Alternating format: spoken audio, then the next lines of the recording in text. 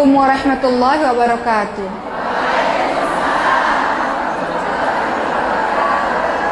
Apa kabar ibu-ibu semuanya? Masya Allah. Sekarang saya mau bahas tentang, karena judulnya adalah amalan-amalan wanita penghuni surga.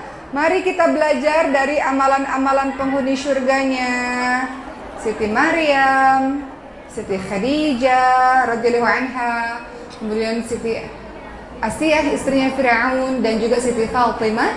Namun yang lebih saya tekankan pada hari ini adalah pembahasan mengenai Siti Maryam. 4 wanita penghulu surga, salah satunya adalah Siti Maryam. Siti Maryam, Siti Khadijah binti Khuwailid radhiyallahu anha, kemudian ada Asiyah istrinya Firaun, dan juga ada Siti Fatimah binti Muhammad radhiyallahu anha. Baik, ibu-ibu yang dirahmati oleh Allah Subhanahu wa taala, langsung saja. Siapa yang mengenal Siti Maryam? Saya sangat mengidolakan beliau. Saking mengidolakan beliau, saya memberikan nama anak saya Maryam, ibu-ibu sekalian. Siti Maryam adalah seorang wanita yang sangat luar biasa, seorang wanita yang salihah, seorang wanita yang sangat menjaga kehormatan dirinya. Jadi kalau mau jadi wanita penghuni surga, hari ini kita sama-sama melihat apa yang dilakukan oleh keluarga Siti Maryam dan Siti Maryam sendiri. Maka dikatakan pemuka wanita ahli surga itu ada 4, adalah Maryam binti Imran, Fatimah binti Muhammad, Siti Khadijah binti Khuwailid, dan Asiyah. 4 wanita penghuni surga. Jadi kalau mau kasih nama anak boleh juga tuh Bu, Khadijah, Fatimah, Maryam, Asiyah, itu semuanya wanita-wanita penghuni surga. Baik, mari kita lihat teman-teman semua. Dalam surah Ali Imran ayat ke-42, Allah Subhanahu wa taala berfirman, A'udzu billahi minasyaitonir rajim. Wa idz qalatil malaikatu ya Maryam innallaha astafaki wa tahharaki wastafaki ala nisa'il alamin. Dan ingatlah ketika malaikat Jibril berkata, wahai Maryam, sesungguhnya Allah telah mensucikan kamu, Allah telah melebihkan kamu atas wanita di dunia yang semasa dengan kamu. Jadi Allah telah mensucikannya, Allah telah memilihnya dan melebihkannya di antara semua wanita di zamannya. Surah Ali Imran ayat ke-42. Mari kita mengenal dulu kenapa Siti Maryam bisa menjadi sangat salihah seperti ini. Apa yang beliau lakukan dan apa yang keluarga beliau lakukan. Maka kita lihat teman-teman sekalian, kita mau keluarga kita adalah keluarga yang baik-baik dan menghasilkan keturunan yang baik-baik, betul ya? Karena kalau kita lihat Siti Maryam, beliau berasal dari keluarga yang baik-baik. Jadi kita, ibu-ibu sekalian, kalaupun kita punya orang tua atau garis keturunan atas yang mungkin kurang baik, rantai itu kita putus, kita mau di generasi kita, dan generasi selanjutnya adalah generasi-generasi yang baik, generasi-generasi yang salih. Kita mulai dari kita sendiri. Jadi jangan lagi ada yang mengatakan keluarga saya keturunan bukan keturunan orang-orang baik misalnya, keturunan orang-orang yang jauh daripada Allah Subhanahu wa taala. Kami sekeluarga dari kakek nenek nggak pernah diajarkan mengaji. Itu dulu masa lalu. Yang kita mau sekarang, kita mau membentuk keluarga yang baik, anak-anak yang baik, dan keturunan berikutnya adalah keturunan yang baik. Siti Maryam menjadi sangat salihah. Salah satu faktornya adalah keluarganya keluarga yang salih. Teman-teman lihat dalam surah Ali Imran ayat ke-33 sampai 34. Jadi pembahasan kita hari ini banyak dalam ayat Quran surah Ali Imran dan surah Maryam. Pembahasan mengenai Siti Maryam. Siti Maryam itu namanya diabadikan di dalam Al-Quran, Maryam, dalam surah ke-19. Ya, nama perempuan yang diabadikan di dalam Al-Quran adalah Maryam. Namanya beliau diabadikan dalam surah ke-19. Kita lihat dalam surah Ali Imran. Ibu-ibu yang punya Quran boleh dibuka loh. Kita mau bahas Ali Imran ayat 33 sampai 37. Ya, bagaimana pendidikannya keluarga Imran sehingga anak ini Siti Maryam menjadi anak yang salihah luar biasa. Ibu-ibu sudah buka Qurannya atau mungkin di handphone? Ali Imran ayat 33 sampai 37. Yang mau saya baca adalah Ali Imran 33 sampai 34. Bagaimana Allah membuktikan atau menginformasikan kepada kita keluarganya Siti Maryam atau keluarga Imran ini adalah keluarga yang sangat salih, keluarga yang sangat salih. Makanya biasanya kalau orang Jawa itu terkenal dengan mau pilih pasangan, lihat dulu bibit bebet bobotnya, gitu ya ibu sekalian ya. Bagaimana salah satu faktor yang mempengaruhi seseorang adalah bagaimana keluarganya, bagaimana bagian atas-atasnya gitu ya. Atau pepatah mengatakan biasanya buah jatuh tidak jauh dari pohonnya gitu. Jadi kita cari keluarga yang baik-baik. Sebagaimana dalam surah Ali Imran 33 sampai 34 Allah Subhanahu wa taala berfirman, sesungguhnya Allah telah memilih Adam alaihissalam, Nuh, keluarga Ibrahim dan keluarga Imran. Keluarganya Siti Maryam, keluarga Imran melebihi segala umat di masa mereka masing-masing sebagai satu keturunan yang sebagiannya turunan dari yang lain. Jadi Allah melebihkan keluarga Nabi Adam alaihissalam, Nabi Nuh, keluarga Ibrahim dan keluarga Imran. Di mana keluarga ini Allah lebihkan dari segala umat di masanya mereka. Mari kita lihat teman-teman sekalian, cerita sedikit tentang Siti Maryam. Selama ini kita sudah tahu, Maryam Masya Allah wanita yang suci, punya anak namanya Nabi Isa alaihissalam. Mari kita lihat lagi lebih dekat, siapakah Siti Maryam itu sesungguhnya, dan bagaimanakah cara orang tuanya, khususnya ibunya dalam mendidiknya. Teman-teman sekalian, Ibunda Siti Maryam, mungkin kita bisa panggil dengan nama Hannah. Ibunda Siti Maryam ini adalah ibu yang sudah lama tidak diberikan keturunan oleh Allah Subhanahu wa taala. Kemudian suatu ketika beliau bernazar, beliau berjanji bahwa ketika nanti Allah takdirkan beliau memiliki seorang anak laki-laki, maka beliau akan berikan anak itu dalam usia yang muda untuk mengabdi di Palestina, di Baitul Maqdis Palestina. Kemudian sang suami Imran ini kemudian wafat ketika Siti Maryam berada dalam kandungan. Jadi Ibunda Siti Maryam ini akhirnya mengandung setelah sekian lama. Dan kemudian teman-teman, apa yang dilakukan oleh Ibunda Siti Maryam, beliau berdoa. Jadi kalau kita mau dapat anak-anak yang saleh, anak-anak yang baik dari masa kandungan, indera pertama kali yang berfungsi adalah pendengaran. Banyak-banyaklah orang tua membaca Al-Quran dan banyak berdoa. Surat apa saja, nggak mesti surat Maryam atau surat Yusuf. Surat apa saja, semakin banyak engkau baca Quran semakin baik. Maka ketika Ibunda Siti Maryam mengandung, nanti kalau ibu-ibu mengandung atau ada anaknya, adiknya mengandung, suruh banyak-banyak baca doa ibu-ibu sekalian. Salah satu doa yang diucapkan oleh Ibunda Siti Maryam terlihat dalam surah Ali Imran ayat ke-35. Apa doanya? Rabbi inni nadartu laka ma fi batni muharraran fataqabbal minni innaka antas samiul alim.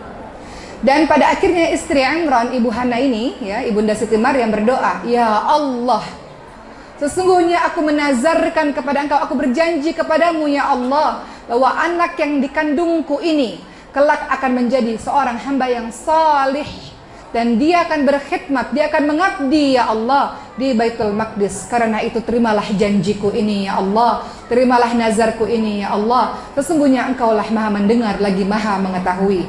Jadi sejak dalam kandungan, ibu yang salihah ini sudah bertekad anak ini kelak akan menjadi pengabdi untukmu ya Allah. Dia akan menjadi anak yang saleh, kudidik dia jadi anak yang saleh, mengabdi untuk agamamu ya Allah. Hal itu tidak akan pernah mungkin terucap dari diri seorang ibu yang tidak salihah. Betul ibu-ibu sekalian?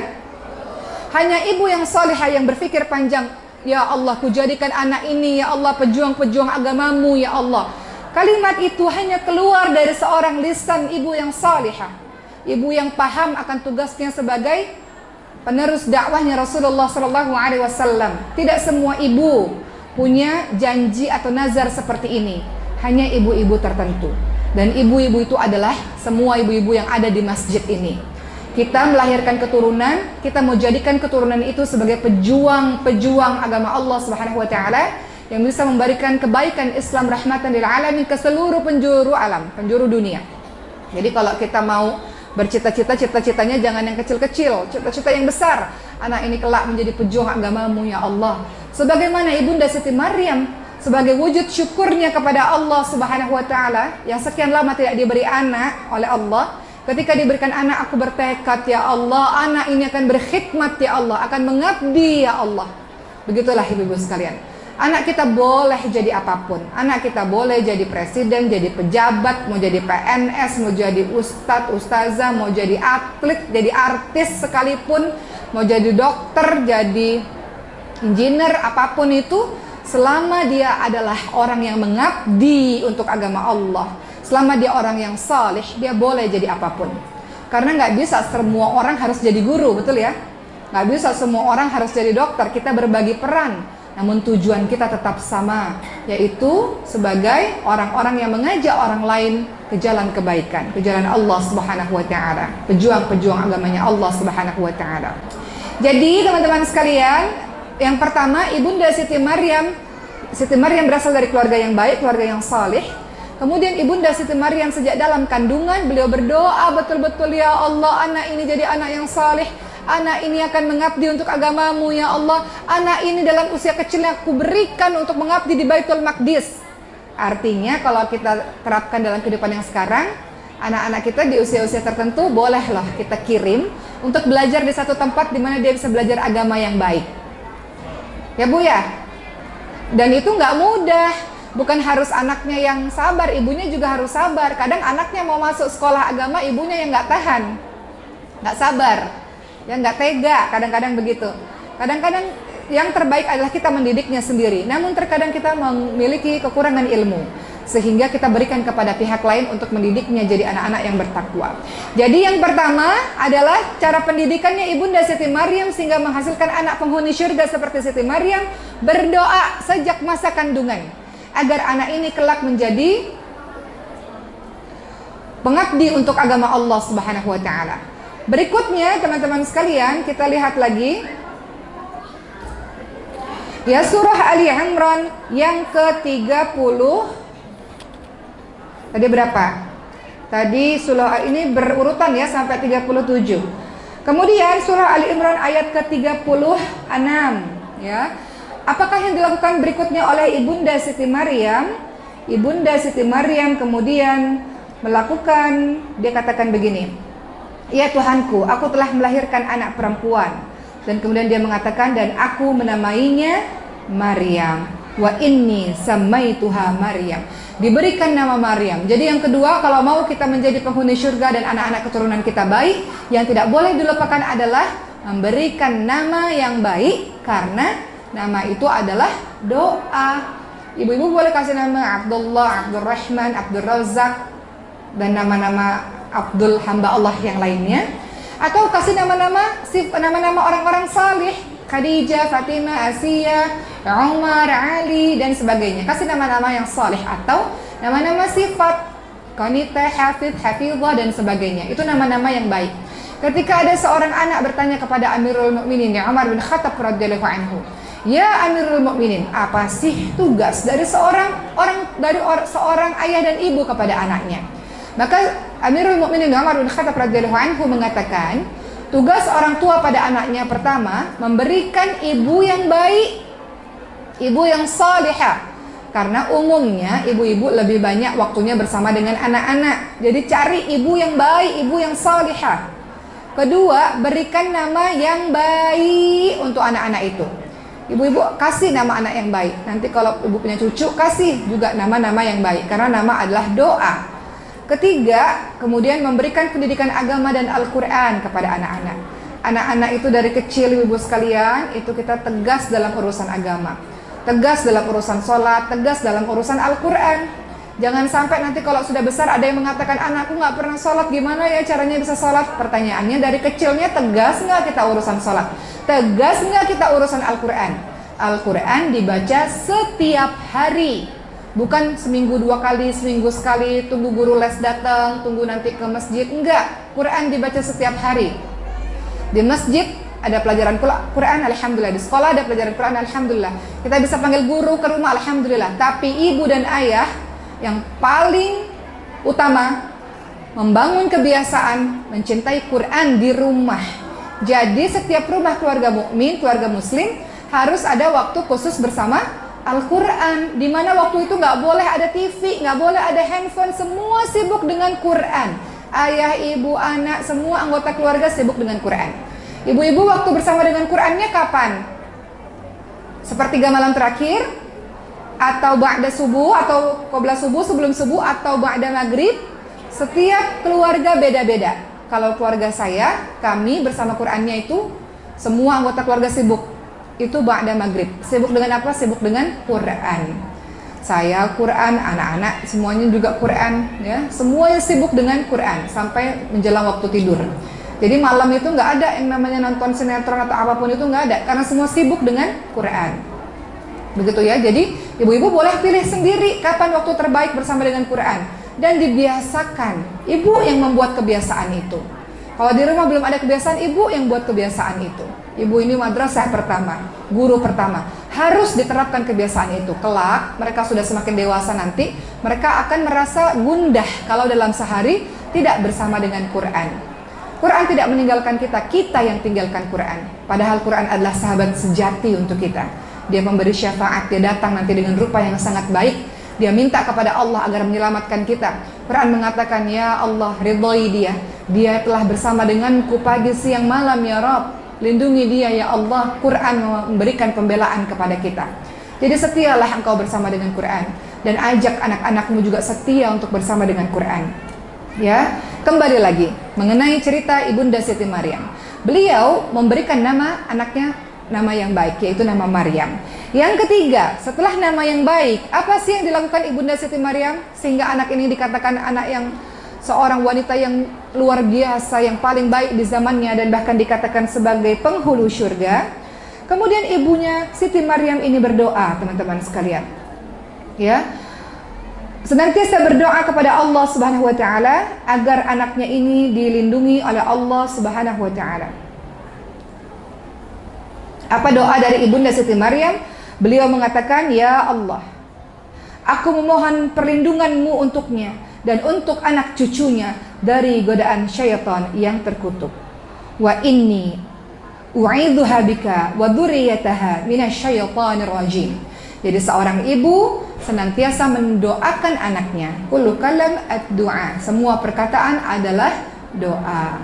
Jadi semua perkataan ibu harus perkataan yang baik-baik. Tidak boleh lagi para ibu mengucapkan kata-kata buruk untuk anaknya, karena semua itu adalah doa. Seorang ibu tidak boleh mengatakan anak dengan sebutan anak nakal, anak kurang ajar, anak bodoh, dan sumpah serapah lainnya. Wahai ibu, baik-baiklah dengan lisanmu, karena semua lisanmu itu menjadi doa untuk anak-anakmu. Bisa jadi anakmu betulan kurang ajar karena kata-katamu sendiri yang mengatakan dasar anak kurang ajar misalnya. Tidak boleh seorang ibu mengucapkan kalimat begitu, sebagaimana Ibunda Siti Maryam terus mendoakan anaknya. Boleh nggak di lisan setiap ibu tuh doa, doa, doa, doa. Beberapa bulan yang lalu saya pergi ke satu negara, Bapak sekalian, dan saya ketemu sama international speaker, seorang muslimah yang menjadi pembicara internasional, ya. Orang Palestina tapi tinggal di Amerika, Bapak sekalian. Saya ketemu sama beliaunya dan ketemu sama orang tuanya, sama ibunya. Ya Allah, tiada kalimat yang terluncur dari lisan sang ibu setiap detiknya selain semuanya doa, doa, doa, doa. Saya nggak pernah, ya kecuali para masyayikh ya, yang banyak doanya. Saya nggak pernah ngeliat seorang ibu biasa, ibu rumah tangga biasa selama ini, yang setiap detiknya lisannya itu doa. Jadi ibu ini Masya Allah tiap detiknya doa. Ya Allah, naoki gitu ya kira-kira bahasa Indonesianya ya. Semoga Allah meridaimu, semoga Allah menolongmu dalam perjalanan dakwahmu, semoga ini, semoga itu. Semuanya doa, doa, doa, doa. Dalam pembicaraan itu doa, doa. Semoga Allah tolong kita, semoga Allah mudahkan. Ya semuanya doa, Masya Allah. Jadi bolehkah di lisan kita ini murah dengan doa? Setiap doa yang kau ucapkan pada orang lain, ya, apalagi juga secara terang-terangan maupun secara sembunyi-sembunyi, terkhusus secara sembunyi-sembunyi dalam kesendirian kita doakan orang lain, ada malaikat yang senantiasa mengaminkan, dan semoga hal itu pun terjadi kepada diri kita. Jadi jangan pelit-pelit kita doakan orang lain, apalagi anak kita sendiri. Setiap perkataan adalah doa. Makanya katakan pada anak-anak kita, ibu sekalian, nak, Masya Allah, engkau jadi pejuang-pejuang agama Allah, nak, engkau jadi ahlu sedekah, nak, engkau ahlu ilmu, ahlul ilmu satu hari nanti, nak, engkau adalah apa? Ya, banyak doa, ya. Semoga langkahmu diberkahi oleh Allah, ditolong oleh Allah. Hal-hal kecil ibu sekalian, ya. Kadang-kadang anak kita, mama minta doa, semoga Allah membantumu, nak. Jadi libatkan kata Allah, Allah, Allah, Allah, Allah dalam setiap kehidupan kita, dalam setiap lisan kita. Libatkan selalu Allah, sehingga anak-anak dan kita semua akrab dan tahu dan menyadari bahwa Allah selalu membersamai kita. Allah selalu mengawasi kita. Kadang-kadang kita ini suka lupa bilang Allah, bahkan suka lupa melibatkan Allah dalam setiap kehidupan kita. Maka Ibunda Siti Maryam mengajarkan pada kita, ya Allah, jauhkanlah anakku ini dari godaan syaitan, wahai Allah, dan keturunannya dari gangguan syaitan, ya Allah. Maka perbanyak lisanmu itu penuh dengan doa. Salah satunya ibu sekalian, kalau saya boleh cerita sedikit, yang mana saya pun banyak kekurangannya. Saya dan anak-anak ini kami punya kebiasaan sebelum tidur, namanya pillow talk ya, kita bicara satu sama lain. Dan biasanya saya perlu waktu paling sebentar, setengah jam. Karena ritual untuk sebelum tidur itu biasanya saya akan menceritakan kisah-kisah para sahabat. Anak-anak tuh selalu menagih, Uma cerita kisah apa lagi, Uma cerita apa lagi. Kadang-kadang kalau sudah kehabisan, saya jadi belajar dulu Bu, sebelum malam itu tiba, untuk menceritakan kisah ke anak-anak. Bayangkan tiap hari cerita, apa nggak habis stok cerita kita, ya kan? Jadi ibunya ini harus terus belajar supaya bisa cerita ke anak-anak. Kadang kalau ceritanya pengulangan dia nggak mau. Itu kan udah diceritain. Iya tahu Siti Maryam kan udah tahu ceritanya begini-begini kan, yang lain Uma gitu. Jadi anak-anak itu suka nagih. Dan biasanya setelah menceritakan sirah itu, kami punya kebiasaan untuk berdoa. Berdoa untuk semua anggota keluarga besar dan semua muslim-muslim dimanapun berada. Jadi kami berdoa, ya Allah, satu persatu kami sebutkan, ya Allah, jadikanlah Maryam, ya Allah, seorang ahli ilmu, ya Allah.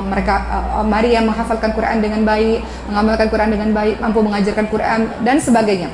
Ya Allah, yang anak saya kedua semoga Khadijah, dan seterusnya sampai neneknya, kakeknya, semoga tantenya, semoga kaum muslimin lainnya. Jadi itu ritual yang kami bacakan setiap sebelum tidur. Baru akhirnya doa tidur ya, Al-Fatihah, Al-Ikhlas, Al-Falaq, An-Nas, Ayat Kursi, dan doa perlindungan lainnya. Barulah setelah itu tidur.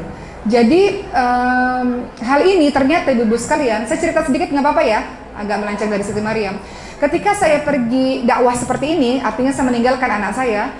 Suatu ketika mbak yang ada di rumah merekam anak saya lagi sholat sendiri, dan kemudian dia doa dengan doa yang sangat panjang. Dan dalam doa yang sangat panjang itu, kemudian saya tahu doa itu adalah doa yang kami ucapkan setiap malam. Jadi sudah terekam di kepalanya harus doanya apa aja. Padahal dia masih usia pada saat itu 5 tahun, 6 tahun. Begitu ibu-ibu sekalian. Jadi kita biasakan untuk kita doa. Doa secara sembunyi-sembunyi iya, namun doa terang-terangan sehingga anak tahu harapan kita kepada anak itu. Anak itu tahu doa-doa atau harapan-harapan kita kepadanya atau kepada saudara-saudaranya yang lain. Bayangkan kalau setiap malam kita doa, ya Allah jadikanlah anakku ini penghafal Quran, ahlul Quran, ya Allah, ahlu ilmu, ya Allah. Tertancap di kepalanya, oh iya aku ini penghafal Quran, oh iya aku ini adalah orang yang ahli ilmu, ya kan? Otomatis dengan pertolongan Allah dia akan merealisasikan itu. Karena setiap malam kita doakan itu. Jadi kembali lagi dengan ceritanya Siti Maryam, ibu-ibu sekalian, yang ketiga tadi, setelah nazar ya, setelah bertekad, ya Allah aku jadikan anak ini mengabdi untuk agamamu, ya Allah, berikan nama yang baik. Kemudian yang ketiga, senantiasa mendoakan. Berikutnya teman-teman sekalian, yang keempat, apa yang dilakukan oleh orang tuanya Siti Maryam sampai Siti Maryam menjadi penghuni surga yang luar biasa. Di usia kecil, Siti Maryam diberikan di bawah pengasuhan orang terbaik di tempat terbaik, yaitu di bawah pendidikannya Nabi Zakaria alaihissalam. Ali Imran 37, ibu lihat di situ. Dan kemudian di Baitul Maqdis Palestina, ya, diberikan pengasuhannya kepada Nabi Zakaria alaihissalam. Wa kaffalaha Zakaria, dan seterusnya, ya, bahwa ibundanya Siti Maryam yang seorang ibu tunggal ini memberikannya kepada orang terbaik untuk dididik di tempat yang terbaik. Dan yang kelima, mau jadi orang penghuni surga, berikutnya pastikan yang masuk ke dalam perutmu adalah yang halal dan thayyib. Sebagaimana Siti Maryam, Nabi Zakaria alaihissalam terheran-heran karena Siti Maryam memiliki banyak makanan di mihrabnya. Siti Maryam itu punya mihrab. Ibu nanti kalau pergi ke Baitul Maqdis Palestina, ibu-ibu lihat ada mihrabnya Siti Maryam, tempat Siti Maryam berdoa dan bermunajat kepada Allah Subhanahu wa taala. Dan biasanya banyak makanan di situ silih berganti.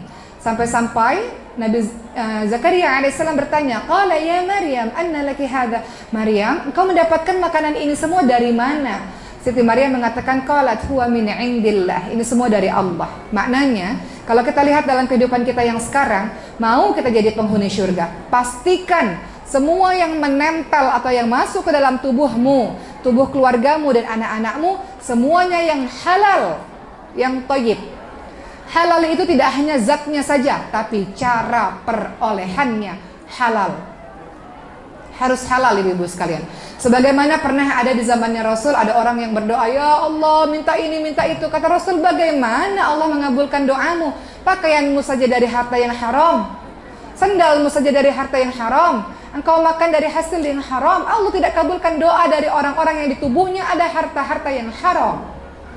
Oleh karena itu, istri-istri salihah di zaman dulu akan mengatakan pada suami, wahai suamiku, kami bisa tahan dengan kelaparan, namun kami tidak bisa tahan dengan panasnya api neraka. Ada suami-suami korupsi, suami-suami pencuri karena istrinya yang punya gaya hidup yang sangat tinggi. Betul ya Bu? Kalau engkau tidak mampu, tidak usah bergaya setinggi langit ibu-ibu sekalian.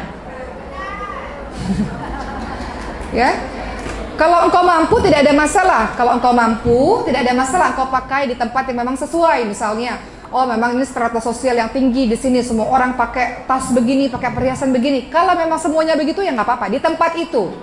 Tapi jangan kalau kita pakai barang-barang sesuatu, lihat juga tempat-tempatnya ya, lihat juga orang-orang sekitarnya. Tapi kalau engkau tidak mampu, tidak perlu berpura-pura menjadi orang yang sekaya itu. Sampai-sampai suamimu yang tidak mampu harus korupsi karena memenuhi kebutuhan hidupmu yang sangat tinggi. Tidak perlu menjadi orang yang konsumtif kalau memang kadar keuanganmu tidak seperti itu. Betul nggak ibu-ibu sekalian? Ya. Jadi pastikan yang masuk ke dalam tubuh kita yang halal. Pastikan suami kita mencari pekerjaan yang halal dengan harta yang halal. Bayangkan harta yang haram dari hasil mencuri, dari hasil menipu, dari hasil yang lain-lain masuk menjadi darah daging tubuh anak-anak kita. Wajar kalau seandainya anak itu susah dinasehati. Wajar kalau seandainya rumah itu panas, tiap hari bertengkar satu sama lain, tiap hari kata-kata keji, kata-kata kotor, tidak ada rukun sama sekali dalam rumah itu. Mungkin karena ada harta yang haram masuk ke dalam tubuh menjadi daging dan darah untuk anak-anakmu maupun untuk pasanganmu. Jadi pastikan wahai para istri, pastikan suamimu itu mendapatkan harta yang halal dari pekerjaannya. Harta yang halal. Kalau tidak akan mendapatkan keberkahan dalam kehidupanmu. Kehidupanmu akan susah. Mungkin tidak. Baiti jannati itu mustahil terjadi. Rumah menjadi surga itu mustahil. Rumah panas. Orang-orang tak betah berada di rumah. Semua orang saling berteriak ketika berada di rumah. Mungkin disebabkan ada harta yang haram. Begitulah teman-teman sekalian, bagaimana cara Ibunda Siti Maryam mendidik Siti Maryam. Jadi itu kita bisa amalkan dalam kehidupan kita juga kalau mau jadi penghuni surga.